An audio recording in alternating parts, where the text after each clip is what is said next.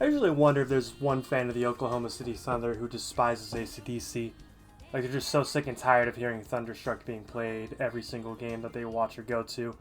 Especially now since they're fresh off their first championship, their second finals appearance, and their franchise's history. Could you imagine being some like Beatles purist? You don't listen to any sort of like rock that was made before 1969 or something like that.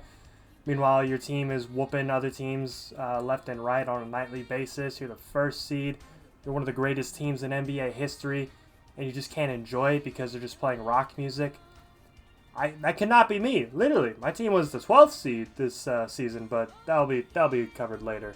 The 2024-25 Oklahoma City Thunder was one of the best regular season and postseason teams in NBA history, up there with the likes of the 1996 Chicago Bulls and the 2016 Golden State Warriors, posting the second highest net rating in NBA history while also ranking first in defensive rating and third in offensive rating this season, despite lingering injuries throughout the season, including losing their entire center rotation for a long stretch of games.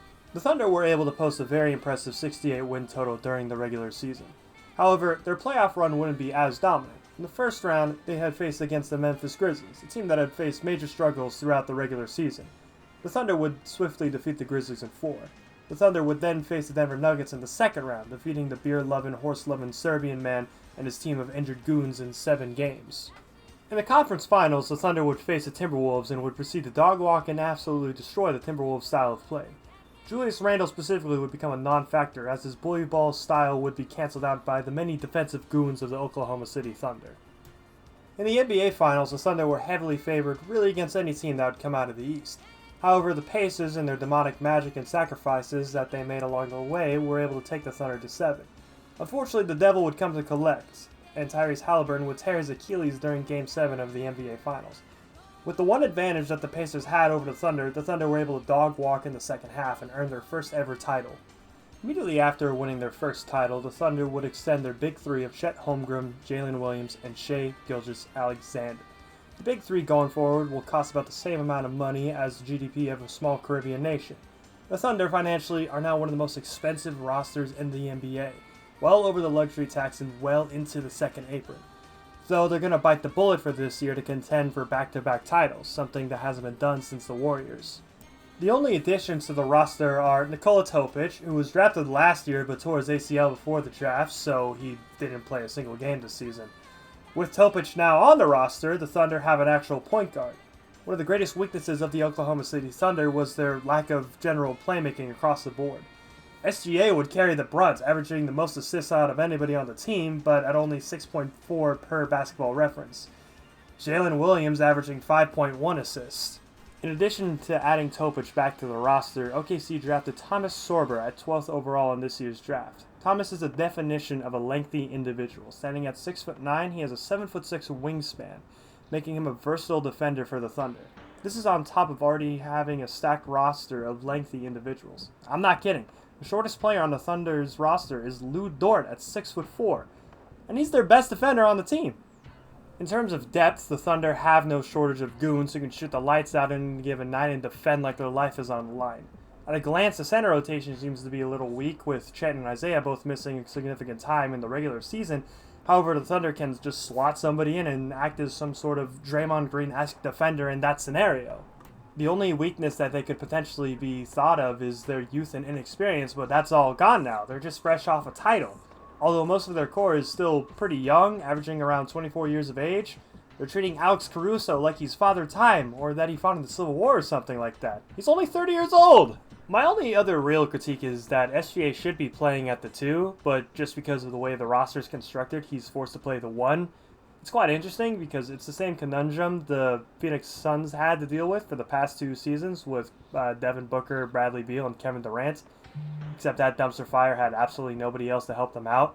Well, they had a few accountants on the team, but I don't think they were going to contribute anything on a night-to-night basis anyways.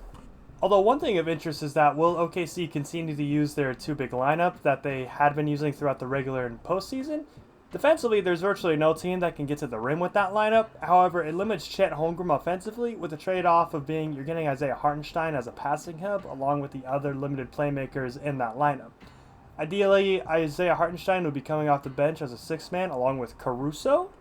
In my personal opinion, I feel like their starting lineup going into the next season should be SGA, Lou Dort, J-Dub, Aaron Wiggins, and Chet Holmgren, with the second unit being Nikola Topic, Kaysen Wallace, Alex Caruso, Sorber, and Isaiah Hartenstein. Of course, with so many players, you're bound to cut somebody loose. These lineups don't even include other contributors such as Isaiah Joe or the other Jalen Williams on the team. Like I said, any guy on the roster can give you meaningful minutes. You don't have any waste of cap spaces like Kyle Kuzma or Ben Simmons on this team. They did have Gordon Hayward last season, but he's retired now. He's not even playing in the league. Speaking of cap space, this team has absolutely none. This roster will look completely different in the next 2 years besides the big three. But ultimately, the Thunder have accomplished their goal. They've won a championship already, and now are just trying to win as many as possible with this current group. With how weak the East is, the only challenge would be the Denver Nuggets and the Houston Rockets in the playoffs next season.